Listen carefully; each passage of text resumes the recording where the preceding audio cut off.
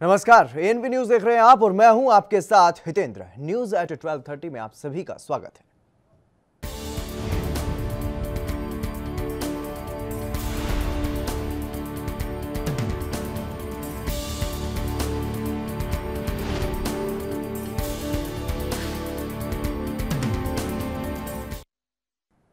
चलिए बुलेटिन का आगाज करेंगे इस वक्त की बड़ी और अहम खबर के साथ। अयोध्या से इस वक्त की बड़ी खबर सामने आ रही है। अयोध्या में राम जन्मभूमि परिसर में अवशेष मिले हैं। ये बड़ी खबर आपको बता रहे हैं। मंदिर के अवशेष मिलने का यहां पर दावा किया जा रहा है। ये तस्वीरों में आप साफ तौर पर देख सकते हैं। खुदाई के दौरान मिला है शिवलिंग और देवी देवताओं की खंडित मूर्तियां यहां पर पाई गई हैं। राम जन्मभूमि परिसर को समतल करने का काम चल रहा है और इस दौरान जो खुदाई की गई उसमें से ये अवशेष मिले हैं और अब इस पर सियासत भी शुरू हो गई है। लगातार जिस तरीके से जब तक इस मामले की सुनवाई सुप्रीम कोर्ट में होती रही है तब तक ये दावा किया जाता रहा था कि यहाँ पर कोई मंदिर नहीं था। मुस्लिम पक्ष की ओर से बाबरी मस्जिद का जो पक्ष रख रहे थे उनकी तरफ से ये साफ तौर पर कहा जा रहा था कि मंदिर को यहाँ पर नहीं तोड़ा गया था, यहाँ पर मस्जिद ही थी। लेकिन जो हिंदू पक्षकार थे, मंदिर के पक्षकार थे, वो कह रहे थे कि यहाँ पर मंदिर के अवशेष भी हैं और इस बात का दावा रिपोर्ट में भी किया गया है। लेकिन अब ये जो तस्वीरें सामने आई हैं, जो वहां पर खुदाई के बाद जो अवशेष मिले हैं, अब इस पर फिर से सियासत शुरू हो गई है, बयानबाजी शुरू हो गई है। और जो हिंदू पक्षकार थे, जो राम मंदिर के पक्षकार थे, अब वो लगातार इस बात को कह रहे हैं कि हम जो बात कहते रहे हैं इतने सालों से कोर्ट में, अब वो साबित हो रहे हैं और प्रत्यक्ष को प्रमाण की जरूरत नहीं है, ऐसा भी कहा जा रहा है। अब ये दावा किया जा रहा है कि जो अवशेष मिले हैं वो मंदिर के हैं। देवी देवताओं की खंडित मूर्तियां यहां पर पाई गई हैं और शिवलिंग भी लगभग 4 फीट का शिवलिंग यहां पर पाया गया है। ये बड़ी खबर आपको बता रहे हैं अयोध्या से, ये बड़ी खबर सामने आ रही है। गौरव मिश्रा हमारे संवाददाता अयोध्या से हमारे साथ जुड़ गए हैं। गौरव जी, क्या कुछ जानकारी है, कितने वहां पर अवशेष पाए गए? जी हितेंद्र, आपको बता दें कि पूरे देश या विश्व की आस्था राम मंदिर पर टिकी हुई थी। जी, जिस तरह से कोर्ट का फैसला आने के बाद, राम मंदिर कोर्ट का फैसला आने के बाद तीर्थ क्षेत्र का गठन किया गया। जी, लॉकडाउन लगने के कारण काम को रोक दिया गया था और चौथे लॉकडाउन लगने के बाद छूट मिलने पर राम जन्मभूमि पर समतलीकरण का कार्य जेसीबी मशीन से चलाया जा रहा था। जहां कुछ मंदिर के अवशेष मिले हैं, जैसे कि मूर्तियां हैं, अमालक मूर्ति युक्त खंभे, प्राचीन कुएं, चौखट, वास्तविक 6 रेट स्टोन और शिवलिंग आदि चीजें मिली हैं। जी हितेंद्र जी, गौरव, जिस तरीके से ये जो अवशेष मिले हैं, अब इसको लेकर के क्या कुछ प्रतिक्रियाएं सामने आ रही हैं वहां पर? अब हितेंद्र, आपको बता दें कि राम जन्मभूमि तीर्थ क्षेत्र ट्रस्ट के महासचिव जो चंपत राय हैं, उन्होंने तीर्थ के क्षेत्र के ट्रस्ट में जो शामिल हैं उनके सम्मिलित रखा गया है सामान को और काम चल रहा है अभी भी। जी हितेंद्र, और इसके अलावा इस पर यह भी जानकारी मिल पा रही है कि सियासत शुरू हो चुकी है। जो हिंदू पक्षकार थे, जो राम मंदिर के पक्षकार थे, वो लगातार इस बात को कह रहे हैं कि अब तक हम जो कोर्ट में कहते रहे हैं वो अब साबित हो रहा है। तो यहाँ पर हितेंद्र देखा जा रहा है जिस तरीके से कि अब अवशेष मिलने लगे हैं, तो ऐसे में यहाँ पर राम मंदिर थी और कोर्ट जो है इसको मान करके उसका फैसला भी दे दिया है और काम भी शुरू हो गया है। जो सत्यता है वो खुलेआम सामने आ रही है। और अब इसके अलावा जो अवशेष पाए गए हैं, अब उनका किस तरीके से इस्तेमाल किया जाएगा, इस बारे में क्या कुछ कहा गया है ट्रस्ट की ओर से? अभी इसको लेकर के कुछ बात नहीं हो पाई है। जिस तरीके से राम जन्मभूमि तीर्थ क्षेत्र ट्रस्ट के महासचिव चंपत राय हैं और ट्रस्ट के और लोग हैं, उनके सम्मिलित ये सब जो अवशेष मिले हैं वो रखे गए हैं। आगे जो कुछ भी कार्यवाही होगी वो एनबी न्यूज चैनल के माध्यम से दर्शकों को दिखाया जाएगा। जी हितेंद्र। गौरव, क्या अभी भी वहां पर खुदाई का काम चल रहा है या खुदाई का काम जो है वो पूरा हो चुका है? खुदाई का काम अभी भी चल रहा है और सोशल डिस्टेंसिंग को ध्यान में रखते हुए अभी भी खुदाई का काम सुचारू रूप से चालू है। हितेंद्र जी, गौरव, तमाम जानकारी देने के लिए आपका बहुत बहुत शुक्रिया। तो ये बड़ी खबर आपको बता रहे हैं अयोध्या से आचार्य परमहंस हमारे साथ जुड़ गए हैं और इस पूरी खबर पर उनसे बातचीत करते हैं। आचार्य जी, आपका स्वागत है एनबी न्यूज पर। आचार्य जी, क्या कुछ कहेंगे जिस तरीके से राम जन्मभूमि परिसर में अब जो तस्वीरें जो सामने आ रही है, वहां पर कुछ खंडित देवी देवताओं की मूर्तियां भी मिली हैं और शिवलिंग भी बताया जा रहा है कि वहां पर मिला है? बिल्कुल, जैसा कि एसआई की पहले रिपोर्ट थी तो कुछ लोग जो है कहते थे कि यह एसआई की रिपोर्ट पक्षपातपूर्ण है। जी, तो वो बिल्कुल ये साबित हो गया कि वो मर्यादा पुरुषोत्तम भगवान श्री राम की जन्म स्थली उसी जगह पर थी। उसी जगह पर भगवान श्री राम पैदा हुए थे। जब समतलीकरण का कार्य शुरू हुआ तो देखिए जमीन के नीचे से आज भी जो है मूर्तियां मिल रही हैं, मंदिर के अवशेष मिल रहे हैं। तो इससे जो है साबित है कि सर्वोच्च न्यायालय ने जिन आधार पर जो है तो फैसला सुनाया है बिल्कुल सही है और ये अब हिंदू और मुसलमान के बीच एक भाईचारा जो है तो एक बढ़ने का, क्योंकि जब ये लोग कुछ लोग जो है देखिए जान करके षड्यंत्र के तहत कहते थे कि नहीं एसआई की रिपोर्ट पक्षपातपूर्ण है, तो उसको लेकर के कहीं न कहीं बाबरी पक्षकारों के मन में होता था कि लगता है पक्षपात हो रहा है। लेकिन अब ये जो सारे जो है तो खुदाई से जो अवशेष मिल रहे हैं, इससे बिल्कुल जो है साफ हो गया है। और दरअसल में था क्या कि मुगल काल में बाबर ने जो है इस्लाम को बदनाम करने के लिए, क्योंकि इस्लाम भी इस बात की इजाजत नहीं देता है कि किसी का जो है तो अन्य धर्म का जो है तो धर्म स्थल को ध्वस्त करके मस्जिद बनाई जाए, तो इस्लाम को बदनाम करने के लिए हिंदू मुसलमान को दीर्घ काल तक लड़ाने के लिए बहुत बड़ी साजिश थी। और बाबर एक विदेशी आक्रांता आतंकवादी था, इस बात मुसलमान दोनों लोग मानते हैं। ये जो अवशेष मिल रहे हैं, मैं तो समझता हूँ कि ये नए भारत की एक बहुत अच्छी शुरुआत है जी। और इसके बाद जिस तरीके से ये जो अवशेष अब पाए गए हैं, इनका इस्तेमाल किस तरीके से किया जाएगा राम मंदिर के निर्माण में? अब देखिए ऐसा है कि चूंकि जो वहां बनने हैं तो इनको जो है तो उनको जहां जहां जैसे पिलर मिल रहे हैं, मूर्तियां मिल रही हैं, तो उनको बिल्कुल साफ सफाई करके और जहां जहां वो लगाने लायक होंगे उस तरह के उनको एक विशेष रूप से और वहां लगाया जाएगा, जिसमें लोग आकर के दर्शन करेंगे। ये निर्मित नहीं है, ये त्रेता युग की मूर्तियां हैं। ये उस समय की है जब भगवान श्री राम राजा दशरथ के यहाँ उस स्थान पर जो है पैदा हुए थे, उस समय की मूर्तियां हैं, उस समय के अवशेष हैं। तो उसी मंदिर में जहां जहां उनको देख करके जहां उनकी जगह बैठेगी वहां लगाया जाएगा वो। लेकिन आचार्य जी, जो खंडित देवी देवताओं की मूर्तियां हैं, क्या उनको सही किया जाएगा और उनको भी मंदिर में लगाया जाएगा अलग से? नहीं, देखिए जो मूर्तियां खंडित हैं उनको मंदिर में नहीं लगाएंगे, उनके लिए एक जो है विशेष संग्रहालय के रूप में जो है उसको रखा जाएगा। वहां लोग आकर के ये दर्शन करेंगे कि ये मुगल काल में ये मूर्तियों को खंडित किया गया था षड्यंत्र के तहत। जी, तमाम अहम बातचीत करने के लिए आचार्य जी आपका बहुत बहुत धन्यवाद।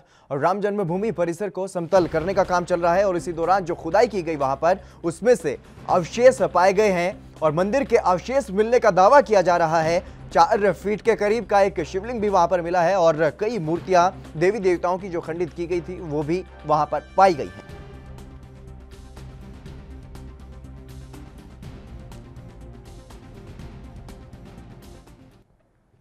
चलिए रुक करते हैं अगली बड़ी खबर की ओर। अम्फान, जी हां, एक अम्फान ऐसा तूफान, सुपर साइक्लोन जिसने बंगाल और उड़ीसा में कोहराम मचाया है और गरीब पर कोरोना के बाद अम्फान की मार पड़ी है। लाखों लोगों पर कुदरत का प्रहार ये देखने को मिला है। हजारों परिवारों के आशियाने तबाह हो गए हैं। ये बड़ी खबर आपको बता रहे हैं। ये तस्वीरों में आप साफ तौर पर देख सकते हैं किस तरीके से यहां पर कोहराम मचाया है अम्फान ने। उड़ीसा और पश्चिम बंगाल, ये 2 ऐसे राज्य हैं जो सबसे ज्यादा प्रभावित इससे हुए हैं और हजारों परिवार, आपको बता दें कि हजारों परिवार ऐसे हैं जिनके आशियाने तबाह हो गए हैं। बड़ी तबाही यहां पर मचाई है।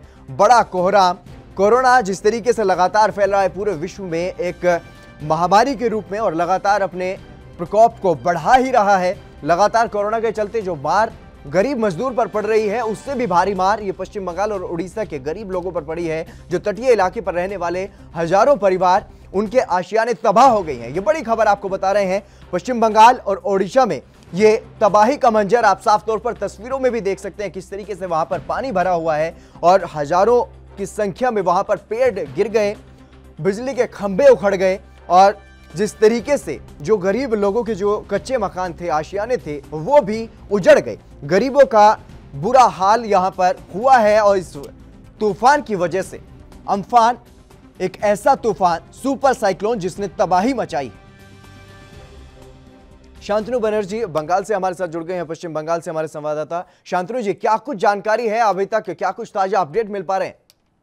आप देखिए, सबसे बड़ी बात जो है फिलहाल जो धीरे धीरे सुबह पूरा बंगाल का जो मतलब फिलहाल जो तस्वीर अभी सामने आने लगा है, क्योंकि पश्चिम बंगाल का जो सबसे बड़े एयरपोर्ट है कलकत्ता एयरपोर्ट अभी पानी का नीचे जा चुका है और साथ साथ में अभी तक मतलब पूरा बंगाल में करीब 10 लोगों का मौत हुआ है इसमें फिलहाल अभी। लेकिन अभी भी जानकारी और भी आ रहा है क्योंकि अब देखिएगा हावड़ा में एक 13 साल की बच्ची लक्की कुमार साहू का मतलब अचानक उसका घर का जो ऊपर का जो टीन है वो टीन गिरकर उसका मौत हो गया। उसके साथ साथ मीनाखा इलाका में नूरजहान रेवान नाम के एक महिला को मतलब पेड़ गिरने पर मौत हो गया। उसके बाद जवान इलाका का पूर्वस्थली में एक आदमी का मौत हो गया और साथ साथ मटियारी थाना इस इलाका में पेड़ एक मकान पे गिरने में उसी घर में 2 भाई था, लेकिन वो 2 भाई एक साथ मौत हो गया। धीरे धीरे मौत मतलब बढ़ते जा रहा है, ये सबसे बड़ी बात है जी। मौत के आंकड़े का बढ़ने का अनुमान है शांतनु? फिलहाल अभी तक जो खबर मिल रहा है करीब 1 दर्जन का हो सकता है, क्योंकि जो मौत का जो आंकड़े धीरे धीरे आ रहा है करीब 1 दर्जन का हो सकता है, अभी यही हम देख रहे हैं। और साथ साथ पश्चिम बंगाल का कहीं भी इलाका में इंटरनेट और इलेक्ट्रिसिटी अभी तक ठीक नहीं हो पाया, क्योंकि अभी तक कम से कम हजारों का संख्या के ऊपर पेड़ गिरा है कई जगह पे। कलकत्ता तो मतलब 60% इलाका में अभी बिजली नहीं है, अभी इंटरनेट नहीं है, मोबाइल परिसेवा भी बंद हो गया। अभी मतलब ये फिलहाल बनाने के लिए थोड़ा टाइम लगेगा, क्योंकि कल जो एनडीआरएफ का जो टीम था, लेकिन वो इतना मतलब भारी जो तबाही मचा दिया है साइक्लोन ने, उसके वजह से एनडीआरएफ का कोई टीम मतलब सही तरह से काम नहीं कर सका कल रात को, क्योंकि एक तो इलेक्ट्रिसिटी नहीं था, ऊपर से इतना भारी जो हवा चल रहा था तेजी, इसी कारण से नहीं कर पाया। आज सुबह से काम शुरू हुआ है, तो फिलहाल ये देखने के लिए मतलब स्वाभाविक होने के लिए थोड़ा सा टाइम लगेगा जी। जी शांतनु, जिस तरीके से तटीय इलाकों में जो मकान थे, जो गरीब लोग रहते थे वहां पर रिहायशी इलाकों में, अब उनकी क्या कुछ स्थिति है? क्योंकि गरीब लोगों के जो कच्चे मकान थे वो लगभग ध्वस्त हो चुके हैं, क्योंकि एक तबाही का मंजर ये देखने को मिला है। जी अभी फिलहाल पश्चिम बंगाल में मतलब नवान्न सूत्रों से यहाँ पे सरकारी दफ्तर से जो खबर मिल रहा है, फिलहाल पूरा पश्चिम बंगाल में करीब 5000 का ऊपर कच्चा मकान भी गिरा है, और साथ साथ में भी मतलब 2 मंजिल का कलकत्ता में जैसी 2 मंजिल का घर भी मतलब गिरा है, लेकिन अभी तक मतलब किसी का मौत नहीं हुआ था। वहीं पे कलकत्ता कॉर्पोरेशन का मतलब पूरा जो लोग है वहीं पे मौजूद है अभी। तो फिलहाल अभी मतलब धीरे धीरे ये तस्वीरें और भी कुछ सामने आने वाला है, वही हम इंतजार कर रहे हैं जी। सरकार की तरफ से फिलहाल क्या कुछ किया जा रहा है? क्योंकि जो लोग बेघर हो चुके हैं, अपने घर जो गंवा चुके हैं इस दौरान, तो सरकार की तरफ से क्या कुछ राहत कार्य किया जा रहा है? और जो पेड़ वगैरह जो सड़कों पर गिरे हुए हैं उसके बारे में क्या कुछ जानकारी है? कब तक उनको हटा दिया जाएगा और कब तक रास्तों को खोल दिया जाएगा? अभी एनडीआरएफ का जो मतलब जो पेड़ कटार वाला जो मशीन है, बड़े बड़े वो मशीन लेकर पहुंच गया है। सभी इलाका में जितना पेड़ है वो काट कर मतलब पूरा रोड को मतलब खाली कराने के लिए काम शुरू किया, आज सुबह से देख रहे हैं। लेकिन मौसम विभाग से कहने पर और भी एक मतलब आतंकी बात जो सामने आ रहा है, क्योंकि मौसम विभाग ने कहा साइक्लोन तो निकल गया, लेकिन भारी मात्रा से आपका फिर से एक मतलब बारिश होने वाला था, ऐसी तो मौसम विभाग से एक रिपोर्ट मिल रहा है। लेकिन हो सकता है जितना जल्दी हो सके इसका मतलब रोड को खाली करना चाहिए, नहीं तो अगर रास्ता खाली नहीं होगा तो फिर मतलब जो लाइटिंग जो पोल है वो पोल भी मतलब वो खंबा भी मतलब फिर से कोई इलेक्ट्रिसिटी जो तार है उसको जोड़ नहीं पाएगा। तो मतलब इसी जो माहौल है अभी फिलहाल एनडीआरएफ का पूरा टीम लगे हुए है मतलब, और उसके साथ साथ सभी इलाका का जो म्यूनसिपालिटी का जो स्टाफ है वो भी पूरा लगे हुए है जितना जल्दी हो सके इसको खाली कराने के लिए। साथ साथ जो लोग अभी जो मतलब स्कूल बिल्डिंग में करीब 5 लाख के ऊपर लोग जी जो उन लोगों को मतलब हटा दी गई, कहीं समुद्र का इलाका से, कहीं कच्चा बाड़ी जो है उसी इलाका से, उन्हीं लोगों से पूरा आने के लिए बंदोबस्त किया है सरकार ने। सरकार की तरफ से सिर्फ यही बोल रहा है ये अभी तक जितना समय लगेगा कम से कम 1-2 दिन तो और लग जाएगा, उसको अगर मकान नहीं बना पाया तो कम से कम इसी इलाका का स्कूल बिल्डिंग में वो रहेगा, क्योंकि अभी लॉकडाउन में स्कूल भी बंद है।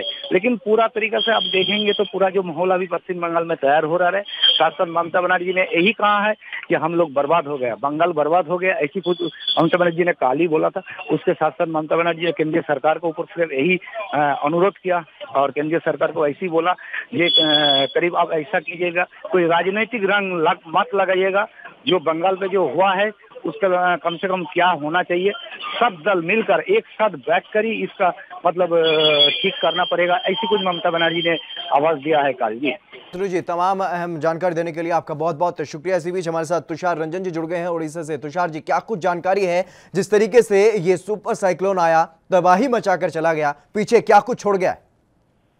देखिए हितेंद्र जी, ये जो हुआ है बोले तो हम सीधा हमला से बच गए है उड़ीसा जी, क्योंकि ये टोटल हिट किया है जाके कोलकाता में। जो ज्यादातर खेती और नुकसान हुआ है ये कोलकाता वेस्ट बंगाल में हुआ है। जी जी। अगर मान ले तो उड़ीसा में इतना कहर नहीं है, फिर भी 4 जिले उसमें प्रभावित हुए हैं। मगर बोले तो आप आंकड़े देखे तो 5 आदमी का इनपे मृत्यु हो चुका है, जिनमें एक लेडी थे जिनका उम्र 55 था, उनको हवा लेके पटक के मार दिया। अभी ये भी सुनने के आया है, ये खबर आया है आपका, अभी ये बड़ा खबर है।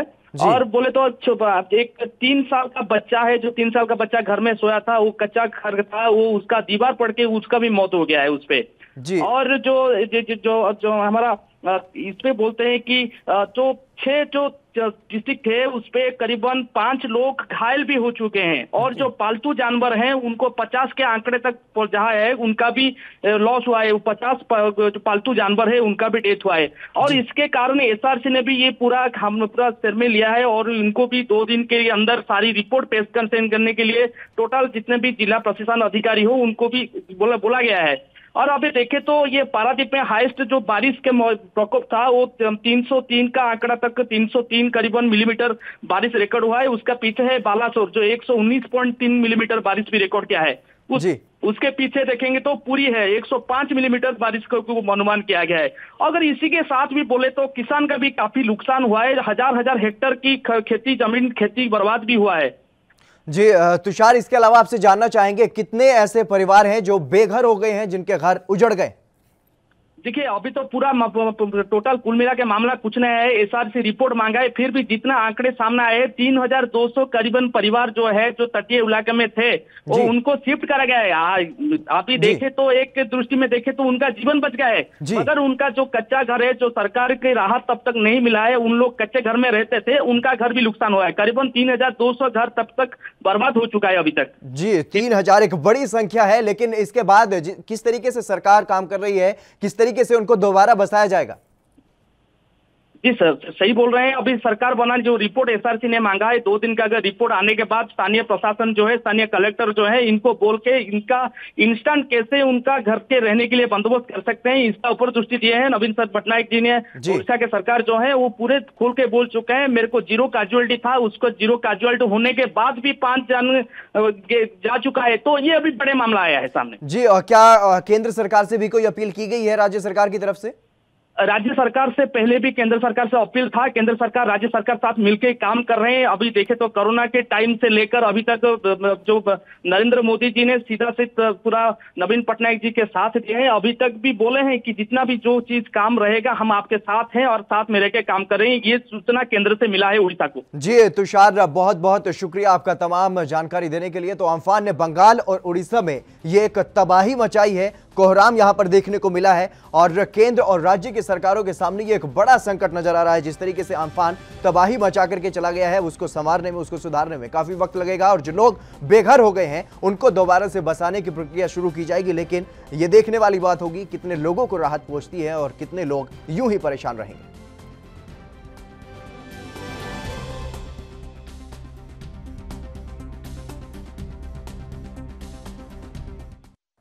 चलिए इसी बीच एक और बड़ी खबर का रुख कर लेते हैं। पंकज पुनिया पर कानून का शिकंजा अब कस गया है। पुलिस की गिरफ्त में है कांग्रेस नेता पंकज पुनिया। विवादित ट्वीट से बीजेपी और हिंदूवादी संगठनों के निशाने पर आ चुके हैं। धार्मिक भावनाओं को ठेस पहुंचाने का गंभीर आरोप पंकज पुनिया पर है। ये वो कांग्रेसी नेता है जो विवादित ट्वीट के चलते काफी ट्रोल हुए हैं सोशल मीडिया पर, और हिंदूवादी संगठनों और बीजेपी के निशाने पर आ चुके हैं और गिरफ्तार भी हो चुके हैं। कानून का शिकंजा अब कसता हुआ नजर आ रहा है पंकज पुनिया पर। पंकज पुनिया ने जिस तरीके से अमर्यादित भाषा का प्रयोग किया है सोशल मीडिया पर, उसको लेकर के ये विवाद पनप रहा है और अब शिकंजा कसता हुआ नजर आ रहा है। अब देखना होगा किस तरीके से पंकज पुनिया पर कानूनी कार्रवाई की जाएगी। ये बड़ी खबर आपको बता रहे हैं। पंकज पुनिया ने एक विवादित ट्वीट किया था, हालांकि उसके बाद उन्होंने वो ट्वीट डिलीट कर दिया और उसके बाद माफी भी मांग ली, लेकिन पुलिस का शिकंजा अब कस गया है। अब पुलिस की गिरफ्त में है पंकज पुनिया।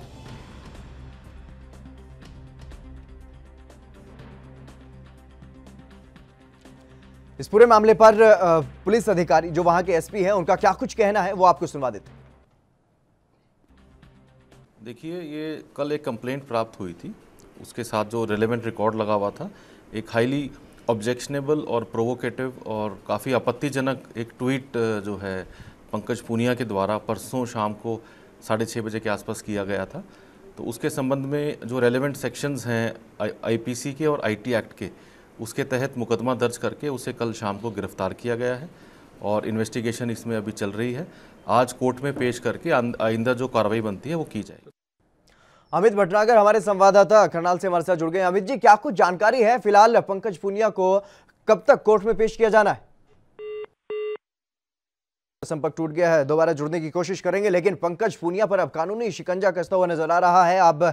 अब ये कानूनी पेंच में फंसते हुए नजर आ रहे हैं। जिस तरीके से मजदूरों को लेकर के सियासत शुरू हुई है उत्तर प्रदेश से, प्रियंका गांधी ने पहले 1000 बसों का इंतजाम किया, उसके बाद उनकी जांच की गई यूपी सरकार की तरफ से और उनके जो प्रस्ताव था उसको अब नकार दिया गया है। उसके बाद से ये एक विवादित ट्वीट पंकज पूनिया ने किया, शायद कांग्रेस में अपना कद बढ़ाने की कोशिश या फिर सस्ती लोकप्रियता पाने की कोशिश, लेकिन अब ये दांव उन पर उल्टा पड़ गया और कानूनी दांव पेच में अब फंस गए हैं पंकज पूनिया। पुलिस की गिरफ्त में फिलहाल हैं और अब इनको कोर्ट में पेश किया जाएगा। किस तरीके से आगे की कार्रवाई होगी, पुलिस अधिकारी ने बताया है कि पहले कोर्ट में पेश किया जाएगा और उसके बाद अभी बातचीत की जा रही है, जांच की जा रही है और उसके बाद इन पर सख्त कार्रवाई की जाएगी। लगातार हिंदूवादी संगठन और बीजेपी के निशाने पर आ गए हैं पंकज पूनिया, अब कानूनी शिकंजे में फंस गए हैं। हरियाणा में भारतीय जनता पार्टी की सरकार है, करनाल में लगातार सक्रिय रहे हैं पंकज पूनिया। अमित भटनागर एक बार फिर से हमारे साथ जुड़ गए हैं। अमित जी, क्या कुछ जानकारी है, कब तक कोर्ट में पेश किया जाना है पंकज पूनिया को? जी, मैं आपको बताना चाहूंगा, जो ये पूरा मामला है, जिस तरह से ये ट्वीट पर इन्होंने जो विवादित बयान है उसको ट्वीट किया था, उसको देखते हुए जो अगर पंकज पूनिया की बात करें तो अभी कुछ ही देर में जो है कोर्ट में उनको पेश किया जाएगा। जी, पुलिस अधिकारियों की तरफ से क्या कुछ कहा जा रहा है, किस तरीके की कार्रवाई फिलहाल की जा रही है? जी, मैं आपको बताना चाहूंगा, पुलिस अधिकारियों की तरफ से जिस तरह से अभी एसपी साहब से बात हुई है तो उन्होंने बताया कि जो पंकज पूनिया है उनको जो है देर रात गिरफ्तार कर लिया था और उसको जो है आज कोर्ट में पेश किया जाएगा और जो है विभिन्न धाराओं के तहत उनके ऊपर जो है मामला दर्ज किया गया है। जी, कोर्ट में पेश करने के बाद किस तरीके से पक्ष रखा जाएगा पुलिस की तरफ से और क्या कितने दिनों की रिमांड पर लिया जा सकता है? जी, अभी इस बात में कुछ भी कहा नहीं जा सकता। अगर बात करो, जिस तरह से एसपी ने बताया कि जिस तरह से उन्होंने ये बयान ट्वीट किया था उसको देखते हुए जो है कार्रवाई की गई है, उनको देर रात जो है पकड़ लिया गया था और जो है अब उनको कोर्ट में पेश किया जाएगा। जी, और इसके अलावा अमित, आपसे ये भी जानना चाहेंगे किस किस स्थानों में इन पर फिलहाल मामला दर्ज किया गया?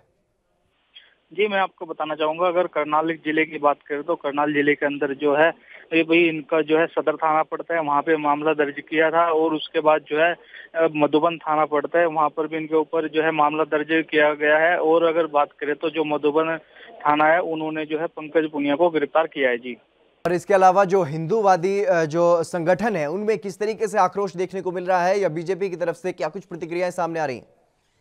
जी, अगर बीजेपी की बात करें तो उनकी तरफ से साफ तौर पे यही प्रतिक्रिया सामने आई है। जिस तरह से इन्होंने जो बयान दिया है उसको कहीं न कहीं भावनाएं आहत हुई है, उसको देखते हुए यही कहा गया है। आपके पास लौटूंगा, लेकिन इसी बीच हमारे साथ सुरेंद्र गौरिया हैं, एसपी हमारे साथ जुड़ गए हैं। सुरेंद्र जी, आपका स्वागत है एनबी न्यूज पर। हाँ, नमस्कार, थैंक यू। सुरेंद्र जी, जिस तरीके से कांग्रेस नेता पंकज पूनिया को गिरफ्तार किया गया है अमर्यादित भाषा का इस्तेमाल करने के आरोप में, किस तरीके से उन पर कार्रवाई की जाएगी? सुरेंद्र जी, क्या आप मेरी आवाज सुन पा रहे हैं?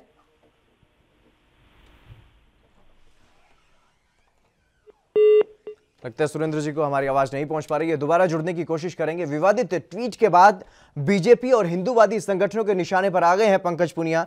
फिलहाल उन्हें गिरफ्तार कर लिया गया है और आगे की कार्रवाई की जा रही है। कोर्ट में थोड़ी ही देर में उन्हें पेश किया जाएगा और फिलहाल पुलिस की गिरफ्त में है कांग्रेस के नेता पंकज पूनिया।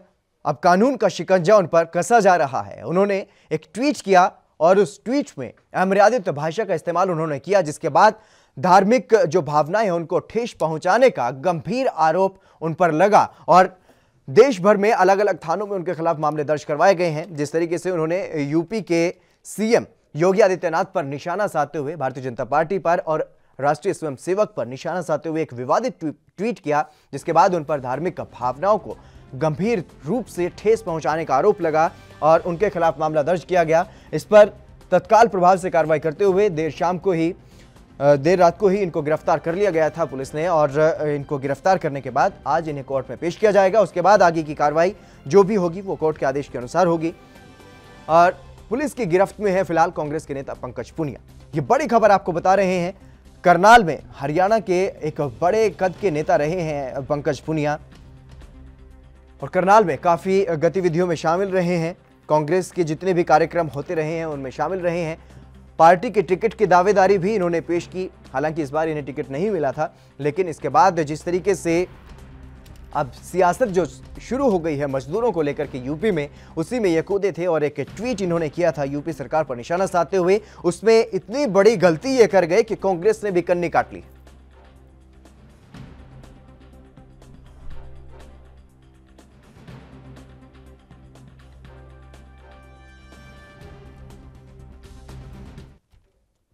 चलिए इसी बीच एक और बड़ी खबर का रुख कर लेते हैं। इस वक्त की बड़ी खबर सामने आ रही है कर्नाटक से। वहां पर कांग्रेस की अंतरिम अध्यक्ष सोनिया गांधी के ऊपर एफआईआर दर्ज की गई है। कोरोना संकट के बीच सियासी लड़ाई गहरा गई है। कर्नाटक में सोनिया गांधी के खिलाफ एफआईआर दर्ज की गई है। कांग्रेस पर पीएम केयर्स फंड की गलत जानकारी देने का आरोप लगाया गया है। कर्नाटक में सोनिया गांधी के खिलाफ एफआईआर दर्ज की गई है। ये बड़ी खबर आपको बता रहे हैं। जिस तरीके से कोरोना संकट के दौरान ये तमाम पार्टियां ये बात कहती रही हैं कि मिलकर लड़ना होगा, लेकिन बावजूद इसके सियासत जोरों पर है, सियासत चरम पर पहुंच रही है और लगातार एक दूसरी पार्टी के नेताओं को गिरफ्तार किया जा रहा है, उन पर एफआईआर दर्ज की जा रही है। अब ये बड़ी खबर कर्नाटक से सामने आई है, जहां पर कोरोना संकट के बीच सियासी लड़ाई अब और भी ज्यादा बढ़ती हुई नजर आ रही है। कर्नाटक में सोनिया गांधी के खिलाफ एफआईआर दर्ज करवाई गई है। कांग्रेस पर पीएम केयर्स फंड की गलत जानकारी देने का आरोप लगाया गया है। देश को गुमराह करने का आरोप कर्नाटक में सोनिया गांधी पर लगाया गया है और उनके खिलाफ एफआईआर दर्ज की गई। चलिए फिलहाल इस बुलेटिन में बस इतना ही। आप बने रहिए एएनबी न्यूज के साथ।